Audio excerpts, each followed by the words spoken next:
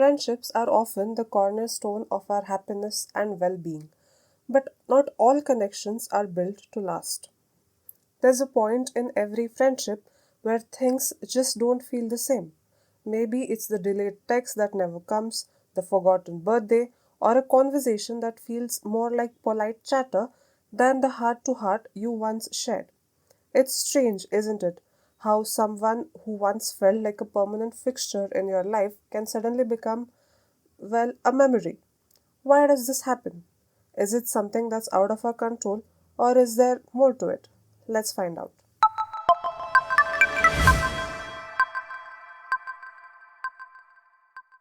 Friendship is one of the most intricate and profound relationships we have. It's built on a foundation of trust, mutual experiences, and emotional support. But as we go through life, some of these friendships begin to fade, and we are left wondering why. Is it a natural part of growing older? Let's dig deeper into this. So, why do friendships fade? The reality is, most of us don't like to admit that friendships are fragile. They require care and attention just like any other relationship. When one thread of that web, whether it's shared experiences, emotional support, or simple communication, starts to fray, the whole bond can unravel. How many friends have you lost? Not through huge arguments, but because of silence. Life gets busy, and before we know it, maintaining those friendships start to feel like a chore. Gradually, what once felt like a meaningful connection becomes distant, and we are left asking ourselves, what happened?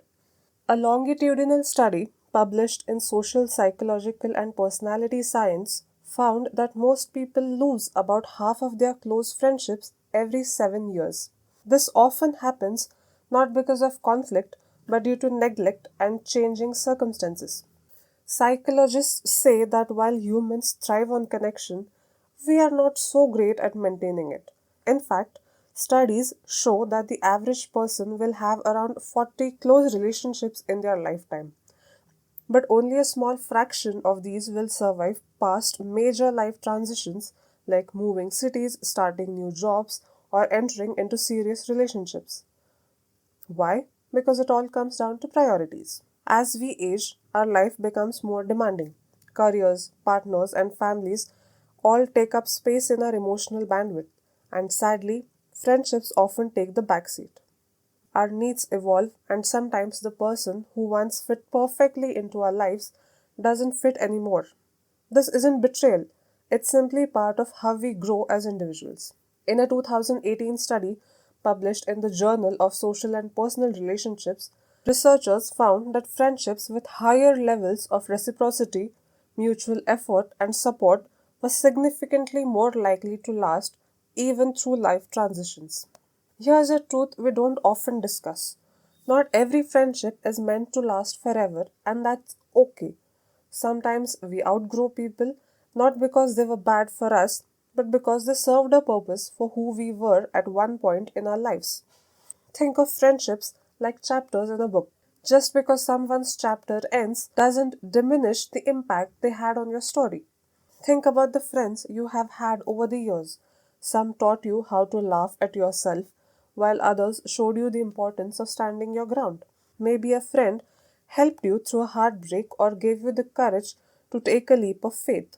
These relationships, though fleeting, are no less meaningful. They are like stepping stones, shaping who we were and preparing us for the next chapter in life. Accepting this reality can make life a little easier. It allows us to let go of the guilt that often comes with drifting apart. Instead of seeing an ending as a failure, we can view it as a natural progression, an acknowledgement that the connection served its purpose and it's time to move forward. This perspective also helps us cherish those moments without resentment. We can be grateful for the role someone played in our story without clinging to a relationship that no longer fits. After all, every friendship, whether brief or lifelong, leaves a mark, and learning to embrace these transitions with gratitude can bring a sense of peace and clarity. So, what's the secret behind the friendships that endure? It's not just about shared interests or frequency of communication. It's about something deeper, emotional investment. Research suggests that friendships work like a balance sheet. You get out what you put in. When both people invest consistently, the relationship strengthens. But if one person withdraws, the imbalance creates distance and resentment. The most resilient friendships don't necessarily come from shared interest or constant interaction. They come from mutual growth. They are built on unspoken forgiveness, where both people accept each other's flaws without holding grudges. The strongest friendships allows room for change and growth, adapting to each other rather than staying fixed in time. Our friendships in adolescence often shape the relationships we have as adults.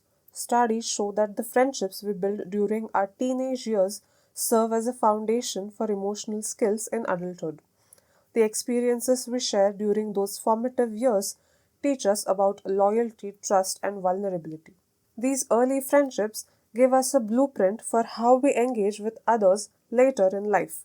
As we grow older, the depth of those adolescent bonds can either transition into lifelong relationships or fade as we grow and change.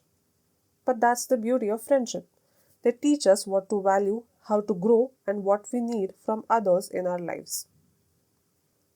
At the end of the day, friendships are mirrors.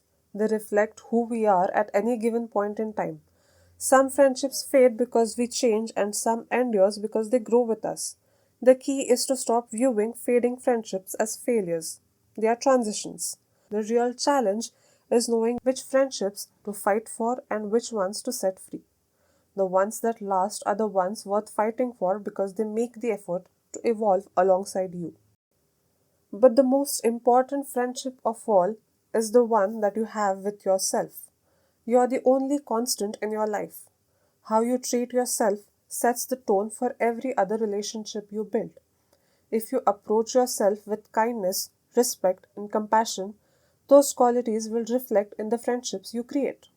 But if you neglect yourself, if you seek validation from others instead of finding it within, you might bring that emptiness in your relationships. Ask yourself, would you be friends with you? Not the idealized version, but the real, raw, flawed you. If the answer is no, maybe it's time to start there.